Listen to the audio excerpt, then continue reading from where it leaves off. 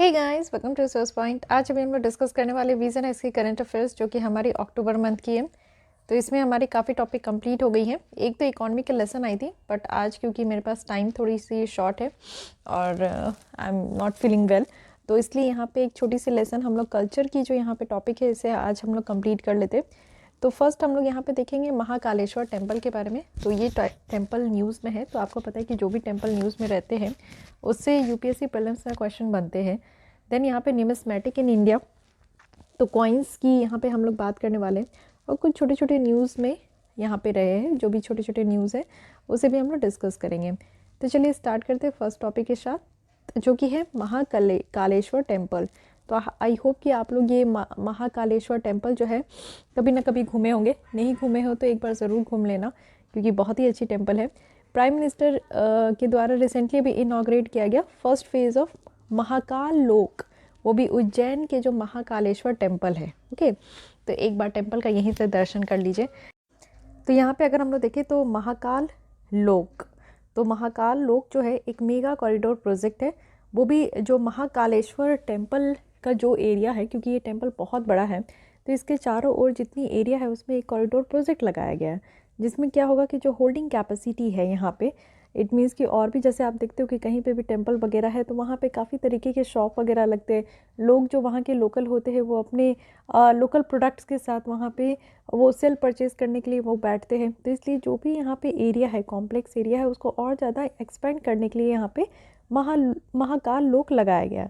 तो ये जो कॉरिडोर है इसमें 2 ग्रैंड गेटवे हैं। एक तो आपको देखने को मिलेगा कि यहाँ पे 108 ऑर्नाइट पिलर है, जिसमें कि आनंद तांडव जो स्वरूप है लॉर्ड शिव की, वो यहाँ पे डिपिक्ट की गई है। एंड नेक्स्ट है कि एक रनिंग पैनल है जहाँ पे 50 मोरल्स है, जिसमें शिव पुराना की जो स्टोरी है उसको यहाँ पे दर्शाया गया है। तो इस 2 तरीके से कॉरिडोर बनाया गया है। इंटायर अगर हम लोग देखें तो रीडेवलपमेंट प्लान है, जो कि एक्सपेक्ट किया जा रहा है कि यहाँ पे कितने पैसे खर्च होने वाले हैं। तो 705 रुपीज़ करोड़ जो है वो यहाँ पे खर्च होने वाले हैं। ओके, चलिए ये सब तो साइड वाली बात है। मेन है कि हमें टेम्पल के बारे में समझना है। तो महाकालेश्वर टेम्पल की अगर हम लोग बात करें तो सबसे पहले ये मध्य प्रदेश के उज्जैन में सिचुएटेड है। और किस रिवर में है, तो ये आपका शिप्रा। ओके, तो ये जो एक एक छोटी छोटी जो यहाँ पे आपको फैक्ट्स देखने को मिल रहा है, so these are very important. Okay, जो एग्जैक्ट टाइम है इस्टेब्लिशमेंट का महाकाल टेम्पल का, तो ये अभी तक नहीं पता चला है। लेकिन हाँ, पुराण के अगर हिसाब से देखें तो पहली बार इसको इस्टेब्लिश किया गया था प्रजापति, जो यहाँ पे प्रजापिता जो ब्रह्मा है उनके द्वारा। उसके बाद जो किंग या फिर प्रिंस आप कह लो, कुमार सेन है, जो कि सन ऑफ किंग चंडा पंड्योता है, तो पंड्योत डायनेस्टी से थे, उनके द्वारा ये देखा गया कि वो इसका देखभाल किए। फिर जो प्रद्योता डायनेस्टी है वो यहाँ पे अवंती के ऊपर रूल किए थे।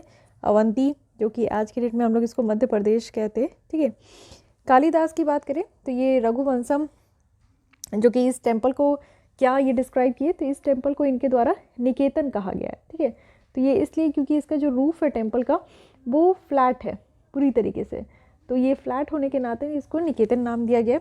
और फिर आप देखो कि इसको कई बार रीडेवलपमेंट भी किया गया, रिकन्स्ट्रक्ट भी किया गया है। और इसी के बिहाफ में अगर हम लोग देखें तो यहाँ पे भूमिजा, चालुक्य, मराठा जो आर्किटेक्चर यहाँ पे स्टाइल है, उस हिसाब से ये काफ़ी इन्फ्लुएंस्ड है। महाकालेश्वर अगर हम लोग ज्योतिर्लिंग की बात करें तो ये मोस्ट एमिनेंट है। वो भी यहाँ पे आपको 12 ज्योतिर्लिंग देखने को मिलेगा पूरे इंडिया में, तो इसको भी ध्यान में रखना है। और ये एकमात्र आपका ज्योतिर्लिंग है जो कि साउथ की तरफ फेस कर रहा है। So this is again very important concept and very important fact, जो कि आपको याद रखना है एग्जाम पॉइंट ऑफ व्यू से। और साथ ही अगर हम लोग देखें तो ये बिलीव किया जाता है कि स्वयंभू जो कि सेल्फ मैनिफेस्टेड है। और वहीं अगर अदर ज्योतिर्लिंग की बात करूं तो वो यहाँ पे आपका बिलीव किया जाता है कि रिचुअली इस्टेब्लिश किया गया। तो ये एक कॉमन डिफरेंस है इन दोनों के बीच में। साथ ही one of the most famous अगर फीचर्स देखें यहाँ पे महाकालेश्वर टेम्पल का, तो ये भस्म आरती है। इट मीन्स कि एक काइंड ऑफ प्रेयर है जो कि एशेस को यहाँ पे ऑफर किया जाता है। ठीक है, जो भी यहाँ पे लकड़ी वगैरह जलाए जाते हैं या कावडंग चलाए जाते हैं, उनके जलने से जो यहाँ पे आपका ऐश निकलता है उसको यहाँ पे ऑफ़र किया जाता है प्रेयर। और ये जो आरती है ये एकदम से एक्सक्लूसिव है और विमेंस को यहाँ पे अलाउ नहीं किया जाता है, सबसे बड़ी बात है। ओके, अब यहाँ पे आज के डेट में जो आर्किटेक्चर है इस टेम्पल का, इसकी की फीचर्स देख लेते हैं। यहाँ पे ये 3 स्टोरेज है। ठीक है, और लोएस्ट, मिडिल और अपर मोस्ट पार्ट है। जो कि इंस्टॉल किया गया है लिंगम्स में। उसके बाद आप देखो कि यहाँ पे महाकालेश्वर, ओमकारेश्वर, यहाँ पे नक्षदेश्वर, इन 3 नाम से यहाँ पे आपको डिवाइड किया गया है। ज्योतिर्लिंग के अलावा आप देखोगे तो यहाँ पे गणेश की मूर्ति है, कार्तिकेय की है, पार्वती की है, ठीक है। साथ ही सिखारा है जो कि एक मिनी स्पायर्स कहा गया है। एक वेरी लार्ज साइज ऑफ कुंड है जिसका नाम यहाँ पे कोटि तीर्थ रखा गया है। और जो शिव का फॉर्म है उज्जैन में, ये महाकाल का ही है, जो Lord of time and death यहाँ पे मीन्स इसका यहाँ पे आपका इंडिकेट करता है। ओके, ये आप देखो कि हमारे देश में ज्योतिर्लिंग कहाँ है, this is very important map. Okay, तो इसका आप लोग स्क्रीनशॉट ले सकते हो। सबसे पहले तो हम लोग ज्योतिर्लिंग की बात कर रहे हैं, तो सबसे पहला जो है वो है उज्जैन में, मध्य प्रदेश, जो अभी हम लोग महाकालेश्वर पढ़ रहे हैं। इसके अलावा आप देखो कि केदारनाथ में भी है, उत्तराखंड के। देन यहाँ पे आपका मध्य प्रदेश में जो शिवपुरी है, ओमकारेश्वर, वहाँ पे भी देखने को मिलेगा। देन यहाँ पे गुजरात का नागेश्वर है, फिर गुजरात में यहाँ पे सोमनाथ है। देन महाराष्ट्र में यहाँ पे आपका थिम्बकेश्वर है। देन महाराष्ट्र के पुणे में भीमास्कर है। एंड देन यहाँ पे झारखंड के देवघर में विद्यानाथ है। एंड यूपी में ये विश्वनाथ है। देन महाराष्ट्र में ये कृष्णेश्वर है। और फिर आंध्र प्रदेश की बात करूँ तो मल्लिकार्जुन है। एंड देन तमिलनाडु में रामेश्वर है। तो इन सबको यहाँ पे ज्योतिर्लिंग कहा गया है। ओके, तो ये भी आपको ध्यान रखना है कि कहाँ कहाँ है। अब और भी आर्किटेक्चर स्टाइल अगर हम लोग देखें तो देखिए यहाँ पे 3 तरीके का नाम दिया गया है, तो इसको ध्यान रखना है कि इसमें क्या क्या है। सबसे पहले भूमिजा स्टाइल है, तो इसको कैरेक्टराइज किया जाता है एक सेंट्रल शिखारा जो कि चारों ओर से यहाँ पे दिखता है, और माइनर स्पायर्स देखने को मिलेगा। साथ ही चालुक्य स्टाइल की बात करें तो यहाँ पे इसका जो स्टार्ट शेप है इस तरीके से है और स्टेप पेन्स है। मराठा स्टाइल की बात करें तो यहाँ पे आपको वुडन का जो सब मंडप है ये वुडन का बना हुआ दिखने को मिलेगा। स्टोन फाउंटेन है और शिखारास जो है वो ब्रिक और लाइम में बना हुआ है। तो इस तरीके से जितना भी आर्किटेक्चर स्टाइल है ना, इसको थोड़ा बहुत ध्यान रखिएगा क्योंकि काफ़ी ये इंपॉर्टेंट हो जाता है। अब उज्जैन सिटी जो कि अगेन अपने आप में ही काफ़ी इंपॉर्टेंट है, तो चलिए इसके बारे में कुछ फैक्ट्स एंड फिगर्स देख लेते हैं। जो सिटी ऑफ उज्जैन है ये one of the primary centre है। इट मीन्स कि हिंदू स्क्रिप्चर्स के बारे में अगर आपको जानना है तो आप उज्जैन जा सकते हैं, जिसको अवंतिका भी कहा जाता था 6th और 7th सेंचुरी में। इसके बाद एस्ट्रोनॉमर्स और जो मैथमेटिशियंस है जैसे कि यहाँ पे ब्रह्मगुप्ता है, भास्कराचार्य है, ये भी यहाँ पे उज्जैन में ही अपना घर बनाए थे। अगर सूर्य सिद्धांता के बारे में इनके हिसाब से देखें तो वन ऑफ द जो सबसे पहले टेक्स्ट अवेलेबल था इंडियन एस्ट्रोनॉमी में।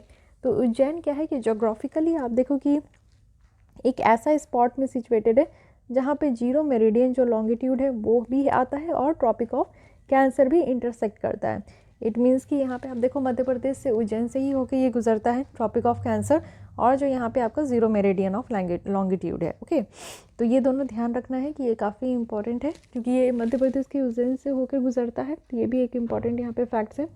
साथ ही अगर हम लोग देखें 18th सेंचुरी में जो ऑब्जर्वेटरी है वो भी यहाँ पे महाराजा जय सिंह द्वितीय के द्वारा यहाँ पे आपका बिल्ड किया गया था, जिसको कि वेदशाला कहा जा रहा है और जंतर मंतर भी कहा जाता है।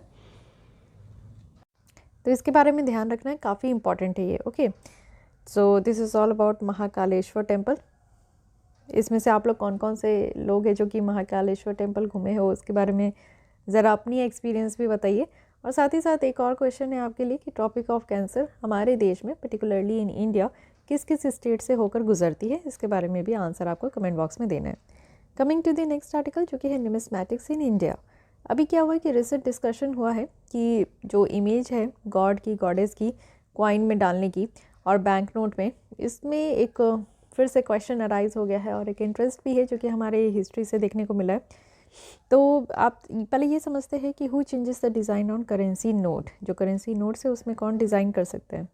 तो रिजर्व बैंक ऑफ इंडिया और जो सेंट्रल गवर्नमेंट है इनके पास पावर है कि करेंसी नोट में जो डिज़ाइन है उसको वो चेंज कर सकते हैं। ठीक है, कोई भी चेंज अगर करेंसी में करना है, करेंसी के डिज़ाइन में करना है, तो सबसे पहले आरबीआई की जो सेंट्रल बोर्ड है और जो सेंट्रल गवर्नमेंट है इनके द्वारा अप्रूवल लेना होगा। आप समझते हैं कि क्या प्रोसेस है चेंज करने का। तो आरबीआई की जो डिपार्टमेंट ऑफ करेंसी मैनेजमेंट है वो यहाँ पे इस डिज़ाइन पे काम करेंगे। इनके द्वारा यहाँ पे डिज़ाइन जो है आरबीआई को सबमिट किया जाएगा, फिर यहाँ पे सेंट्रल गवर्नमेंट के रिकमेंडेशन के लिए इसको भेज दिया जाएगा। सेंट्रल गवर्नमेंट जो है वो यहाँ पे फाइनल अप्रूवल देंगे कि हाँ ये डिज़ाइन जो है अच्छा लग रहा है कि नहीं है अच्छा लग रहा है। तो ये समझिए कि आरबीआई के पास से जो है ये सेंट्रल गवर्नमेंट के पास जाएगा और मोदी जी जो है वो डिसाइड करेंगे कि हाँ इसमें से कौन सी डिज़ाइन जो है वो बेटर है। अब देखते हैं कि हमारे देश में जो न्यूमिस्मेटिक स्टडी है वो कब से स्टार्ट हुआ।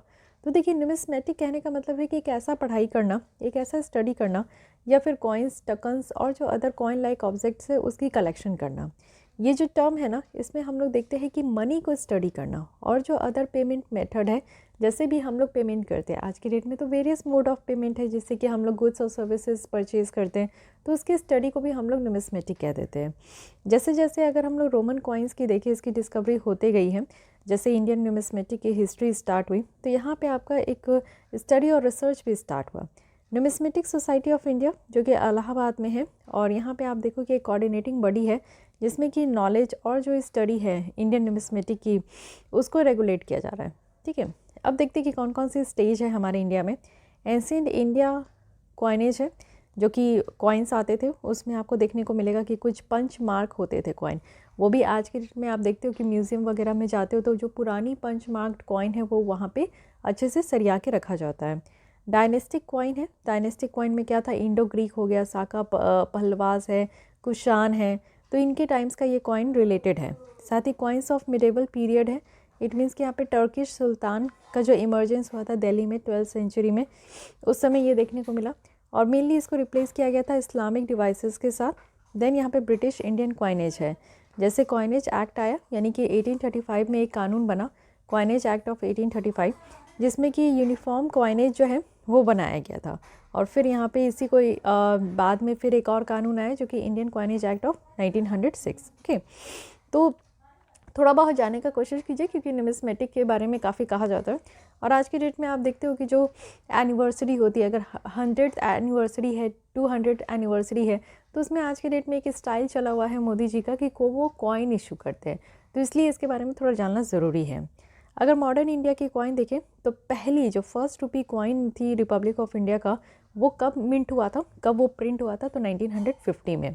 अदर डिनोमिनेशन भी देखते हैं कि क्या क्या था, तो ये 1/2 रुपी था, 1/4, 2 आना, 1 आना, 1.5 आना, 1 पाइस, पता नहीं ये सारे कॉइन्स आप देखे हो कि नहीं, मैं तो नहीं देखी हूँ, so I don't have any idea. तो ये आना सीरीज़ चलता था। 1957 में आप देखो तो इंडिया का जो है वो डेसिमल सिस्टम में शिफ्ट हो गया था। मुझे याद है कि मैं 2 रुपीज़ का भी कॉइन पहले का जो होता था वो देखी हूँ, अभी भी 2 रुपीज़ का कॉइन है, बाकी ये आना वना नहीं जानती। स्पेशल कॉइन्स जो था वो यहाँ पे किसी की याद में इसको मिंट किया जाता था, ठीक है, कोई पर्सनालिटी है, फेमस पर्सनालिटी है तो उनके नाम पे। और कुछ कॉइन्स आप देखोगे जिसमें कि महात्मा गांधी जी की भी इमेजेस है, जवाहरलाल नेहरू की, इंदिरा गांधी की, BR अम्बेडकर है, राजीव गांधी है, तो इन सब का भी आपको जो है देखने को मिलेगा। अच्छा, ऐसा क्या है कि मतलब कि इसका क्या सिग्निफिकेंस होता है।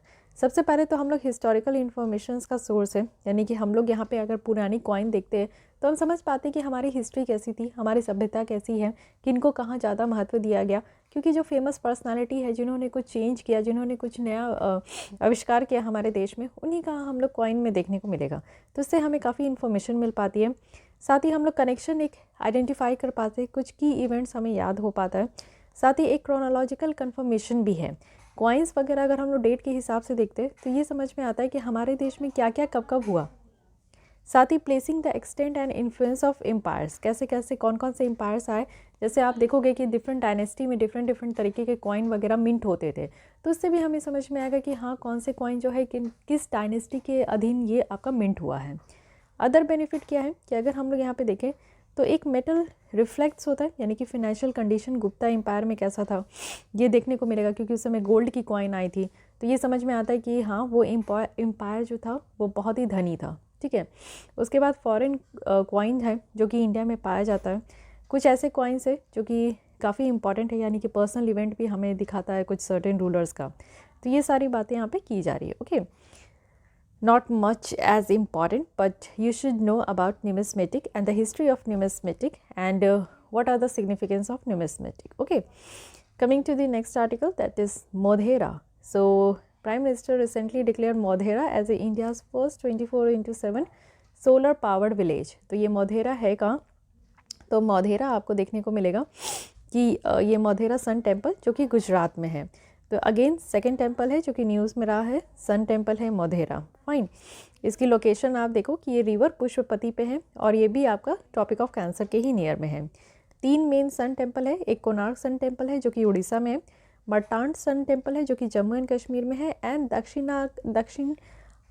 दक्षिणार्का सन टेम्पल है जो कि गया में है। ओके, टेम्पल आर्किटेक्चर अगेन आप देख सकते हो डिफरेंट तरीके के। यहाँ पे मारू गुजारा स्टाइल है जिसमें कि गुधा मंडप होता है, सभ मंडप होता है एंड सूर्य कुंड होता है। ओके, नेक्स्ट अगर हम लोग देखें यहाँ पे सन टेम्पल दिखाया जा रहा है। नोबेल प्राइज़ जो कि लिटरेचर में मिला है, तो इस बार जो नोबेल प्राइज़ मिला है वो फ्रेंच ऑथर एनी एर्नॉक्स को दिया गया है उनके काम के लिए, जो कि मेमोरी के लिए, फैमिली के लिए, सोसाइटी के लिए उन्होंने यहाँ पे कुछ काम किया है। तो नोबेल प्राइज़ जो लिटरेचर में है वो यहाँ पे स्वीडिश एकेडमी स्टॉकहोम स्वीडन के द्वारा यहाँ पे अवार्ड दिया जाता है। रविंद्रनाथ टैगोर के बारे में बात करें तो ये फर्स्ट इंडियन थे और नॉन यूरोपियन है जिनके द्वारा नोबेल प्राइज़ लिटरेचर में जीता गया था 1913 में। नोबेल पीस प्राइज़ भी मिल चुका है 2022 का। तो इस बार नॉर्वेजियन नोबेल कमेटी जिनके द्वारा ये डिसाइड किया जाता है कि नोबेल पीस प्राइज़ किसको देना है, तो इस बार एक इंडिविजुअल और 2 ऑर्गेनाइजेशन को दी जा रही है। सबसे पहले ह्यूमन राइट्स से एडवोकेट्स एलिस बेलेस्की जो कि बेलारस से है, इनको दिया गया है। Then Russian human rights organization Memorial है, and then Ukrainian human right organization center for civil liberties है। इन तीनों को यहाँ पे दिया गया था, इसको ध्यान रखना है। उसके बाद नानसेन रिफ्यूजी अवार्ड है, एंजेला मार्कर जो कि फॉर्मर चांसलर रह चुकी है जर्मनी की, इनको यहाँ पे United nation human right council के द्वारा नानसेन रिफ्यूजी अवार्ड दिया गया है क्योंकि इन्होंने सीरिया क्राइसिस में काफ़ी रिफ्यूजी को प्रोटेक्ट किया था। ठीक है, तो इसको ध्यान रखना है, this is again very important. So guys, this is all about culture. यहाँ पे कल्चर की लेसन जिसमें सिर्फ कुछ ही टॉपिक्स, यहाँ पे 2-3 टॉपिक ही इंपॉर्टेंट है। And I hope you like this video. अगर आपको इस वीडियो से थोड़ी भी हेल्प होती है तो उसके लिए लाइक कर सकते हैं, और डेली बेसिस पे इसी तरीके से हमारे साथ करेंट अफेयर्स में मैगजीन्स को डिस्कशन के साथ जुड़ सकते हैं हमारे चैनल को सब्सक्राइब करके। तो आज के लिए बस इतनी, मिलती हूँ कल इसी टाइम पे, तब तक के लिए थैंक यू।